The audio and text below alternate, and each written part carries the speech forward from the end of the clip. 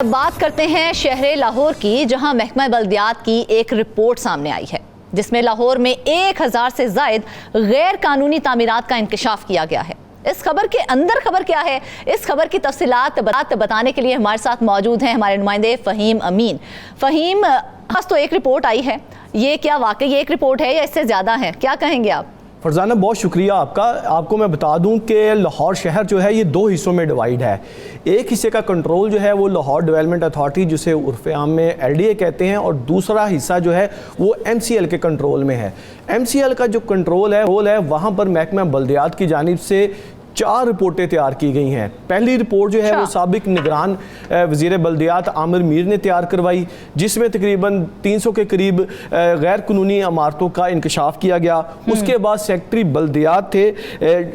अहमद जवेद काजी, उन्होंने एक रिपोर्ट तैयार करवाई थी और उसके लिए LWMC और एक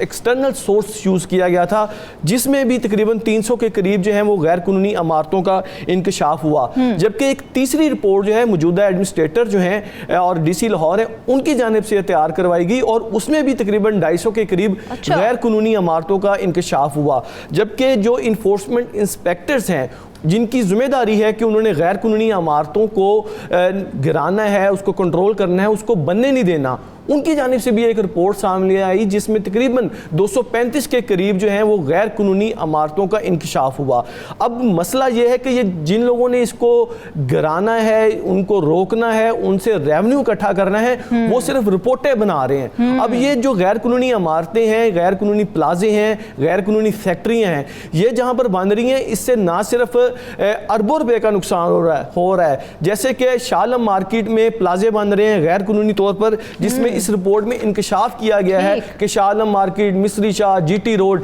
जहां पर बाकायदा तौर पर मालिक का नाम भी लिखा गया और इनके खिलाफ कार्रवाई की जाए। आज से तकरीबन 15 दिन पहले MCL का जो हेडक्वार्टर है टाउन हॉल, वहां की बिजली काट दी गई थी कि उनके पास फंड्स नहीं है। फंड्स अगर इकट्ठे करने हो तो सिर्फ एक बिल्डिंग को प्रॉपरली कमर्शियल कर लिया जाए तो टाउन हॉल के 2 महीनों का बिल करोड़ों रुपए जो है वो इकट्ठा हो सकता है। ये आप अंदाज़ा लगा लें कि एक एक प्लाजा वहाँ पे अरबों रुपए का है और अगर उसको कानूनी तौर पर कमर्शियल किया जाए तो MCL एक एक प्लाजे से 5-5, 10-10 करोड़ रुपया इकट्ठा कर सकता है। आम तौर पर छोटे ताजरों को, यहाँ पर आम लोगों को कहा जाता है कि टैक्स नहीं देते, तो जो अदारा टैक्स इकट्ठा कर सकता है बिल्डिंग, कमर्शियल बिल्डिंग की मद में, रिहायशी नक्शों की मद में, उसके बाद दीगर मामलात में, तो वहाँ पर तो अभी तक हमें कुछ इस तरह की नज़र नहीं आई बात। क्योंकि दाता गंज बख्श टाउन ये वो इलाका है जिसको हम कह लें कि मार रोड है, उसके बाद शाह आलम मार्केट है, उसके बाद जे रोड का कुछ इलाका जो है इस इलाके में आता है, और ये सोने की चिड़िया कहा जाता है इस इलाके को, जहाँ पर हर गैर कानूनी बिल्डिंग बनने के हवाले से जो है लाखों नहीं करोड़ों रुपये रिश्वत तलब की जाती है। क्योंकि अगर आपने शाह आलम मार्केट में कोई प्लाजा कमर्शियल करवाना है 10 मरले का, तो उसके लिए कम से कम जो कानूनी फीस है जो आपको सरकार के खजाने में जमा करवानी पड़ेगी वो 4 से 5 करोड़ रुपए है। और उस 4-5 करोड़ रुपए को लेने की बजाय जो नीचे अमला है वो सिर्फ चंद हजार या चंद लाख रुपए लेकर कौमी खजाने को अरबों रुपए का नुकसान पहुंचा रहा है। जी फरजाना, आप इस हवाले से कुछ पूछना चाहेंगे? बिल्कुल, एक जो सवाल बार बार मेरे दिमाग में चल रहा है फ़हीम, वो तो यही है कि भाई इतनी बड़ी तादाद में इतनी कानूनी इमारतें जो हैं वो तामीर हुई हैं, किसी ने रोका नहीं?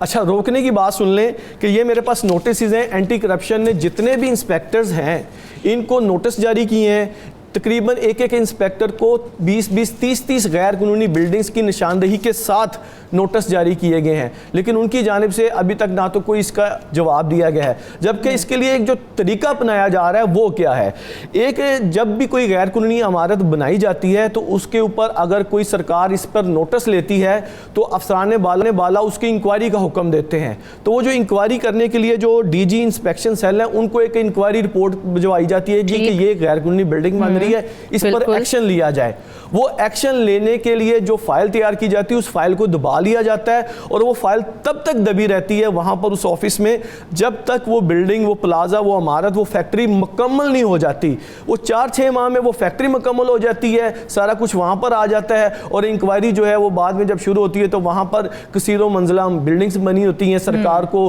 करोड़ों रुपए का चूना। जो अफराद इन गैर कानूनी तामीरात में मुलव्वस हैं उनके खिलाफ भी कोई कार्रवाई अमल में नहीं लाई जा सकी? آپ کو ایک بات بتاتا ہوں کہ ڈی سی لاہور اور ایڈمنسٹریٹر جو ہیں وہ لاہور کی رافع حیدر، انہوں نے ان انفورسمنٹ انسپیکٹرز جو ہیں ان کو سرنڈر کروا دیا تھا، اچھا، جو کہ غیر قانونی تعمیرات میں ملوث تھے۔ اچھا، اس کے بعد وہ تمام لوگ جو ہیں وہ ریلیف لینے کے لیے عدالتوں کی طرف چلے گئے کہ ہمیں ہمارے ایڈمنسٹریٹر نے غیر قانونی طور پر سرنڈر کیا ہے۔ ان کی طاقت کا اندازہ آپ یہاں سے لگا لیں کہ مار روڈ جو ہے اس کو ایک ماڈل روڈ کہا گیا ہے، اور مار روڈ کے اوپر کوئی بھی آپ کسی بلڈنگ میں آلٹریشن یا کوئی بھی تبدیلی کرنا چاہتے ہیں تو اس کے لیے باقاعدہ طور پر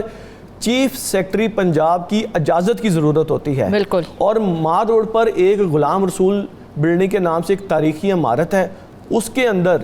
ایک تقریباً 40 سے 50 آلٹریشن کر کے دکانیں بنا لی گئی ہیں، اور اس دکانوں کو روکنے کے حوالے سے فہیم یہ اجازت نامہ دے کون رہا ہے اور کس کی اجازت سے پھر یہ ہو رہے ہیں؟ اگر اجازت ہی چاہیے ہوتی ہے فرزانہ کوئی اجازت کی ضرورت نہیں ہے، صرف آپ کے پاس پیسے ہوں تو آپ کے لیے اجازت ہی اجازت ہے۔ یہاں تک کہ آپ نے کوئی بھی غیر قانونی کام کرنا ہے، ابھی بھی اس وقت بھی آپ واگا زون میں چلے جائیں، آپ داتا گنج بخش زون میں چلے جائیں، ایون کہ آپ کو میں یہاں پہ یہ دیکھیں میرے پاس ایک رپورٹ جو ہے اس کے مطابق واضح طور پر لکھا گیا ہے کہ جو واگا زون ہے وہاں پر 74 بلڈنگیں ایسی ہیں جو غیر قانونی ہیں، کمرشل ہیں،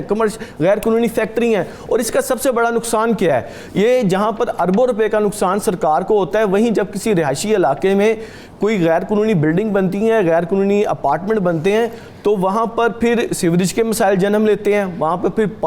پارکنگ کے مسئلے پیدا ہوتے ہیں، کیونکہ ایک جگہ جو ہے وہاں پر 15 گھروں کی گنجائش ہے، اور وہاں پہ جب آپ 50 گھر بنا دیں گے تو وہاں پر پھر یہی مسئلے مسائل ہوں گے۔ مسئلہ یہاں پر اب یہ ہے کہ پورے شہر میں جہاں پر ہم نے MCL کا کنٹرول دیکھا ہے وہاں پر غیر قانونی بلڈنگز کی برمار ہے، ان کو روکنے کے حوالے سے میٹنگز ہوتی ہیں، اس میں کارروائی کرنے کے حوالے سے جب اعلیٰ حکام کی طرف سے فرزانہ یہ بھی میں بتا دوں کہ جو پریشر آتا ہے کہ آپ جا کے اس غیر قانونی بلڈنگ کو مسمار کر دیں، تو وہ غیر قانونی بلڈنگ کو مسمار نہیں کیا جاتا، اس کا تھوڑا سا صرف میک اپ کیا جاتا ہے، تاکہ وہ میک اپ کر کے جب ٹیم واپس آتی ہے تو اس غیر قانونی بلڈنگ کو دوبارہ بنوانے کے لیے پھر اس سے ڈبل پیسے چارج کیے جاتے ہیں۔ تو یہ صورتحال ہے یہاں پر کہ غیر قانونی بلڈنگز جو ہیں وہ لاہور کا جہاں پر حسن برباد کاری ہیں، وہیں پر شہر کو اربوں روپے کا نقصان ہو رہا ہے۔ فہیم، ہمارے تک ایک اور خبر بھی آئی تھی اس حوالے سے کہ جو سابق نگران وزیر تھے اور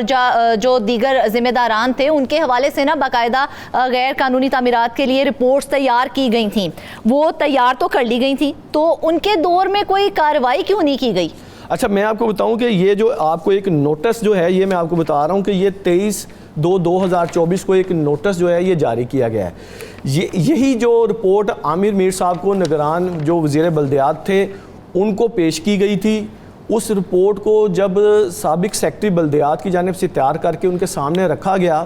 تو سیکرٹری بلدیات نے جو رپورٹ دی تھی انہیں عامر میر نے یکسر مسترد کر دیا تھا۔ ان کا کہنا تھا کہ میرے پاس ذاتی طور پر کچھ ایسی اطلاعات ہیں کہ جو رپورٹ آپ دے رہے ہیں اس میں سے بیشتر بلڈنگز ہی غائب ہیں، کیونکہ جو ایک ان کو رپورٹ دی گئی تھی اس میں باقاعدہ تصاویر کے ساتھ ان کے پاس ایک رپورٹ تھی کہ یہ بلڈنگ غیر قانونی طور پر موجود ہے، جس پر پھر بتایا جا رہا ہے کہ انہوں نے دوبارہ یہ کہا کہ اس رپورٹ کو مزید ویریفائی کیا جائے۔ تو اربوں روپے کا نقصان جو ہوا ہے اس میں یہ رپورٹس میں سب کچھ واضح ہے۔ توحید صاحبہ، یہ کہیے گا کہ جس طرح سے کارڈیولوجی میں پیس میکر کے حوالے سے مسائل سامنے آ رہے ہیں، کیا کہیں گی آپ اس حوالے سے؟ انہوں نے کہا سرکار میں ہم ان کو انکلوڈ نہیں کر رہے کیونکہ اس میں ایڈجسٹ نہیں ہو رہی ہے، پرائز زیادہ ہے اور ادھر اس میں کم ہے نا پیسے سرکار میں، ہاں تو اس وجہ سے جو ہمارے فوکل پرسن ڈاکٹر شہزمان نا ان کے تھرو انہوں نے وہاں میسج پہنچایا کہ تاکہ اس چیز کو آپ انکلوڈ کریں یا تو وہ زیادہ کریں یا اس پیکج سے یہ نکال دیں۔ فی الحال تو ادھر سے کوئی اس کا فیڈ بیک نہیں ملا کیونکہ ادھر سے تو انہوں نے بتا دیا تھا، تو ہم بھی انتظار میں کہ کیا ہوتا ہے۔ اور باقی تو ایمرجنسی کارڈی کی جو سچویشن ہے وہ تو ڈیل کر لیتے ہیں، لیکن اس میں جب یہ آ جائے تو پھر ان کو بتا دیتے ہیں کہ اتنے پیسے ہیں اگر اس میں تو اتنے پھر آپ کو مزید لانے پڑیں گے، پیمنٹ کریں گے۔ جو بقایا رہتے ہیں پیشنٹ کا پروسیجر وغیرہ ایمرجنسی میں جو ہو وہ کر لیتے ہیں، لیکن جو پینڈنگ پیمنٹ رہتی ہے تو وہ پھر ان کو کہتے ہیں کہ آپ اپنا ڈیوز کمپلیٹ کروا لیں۔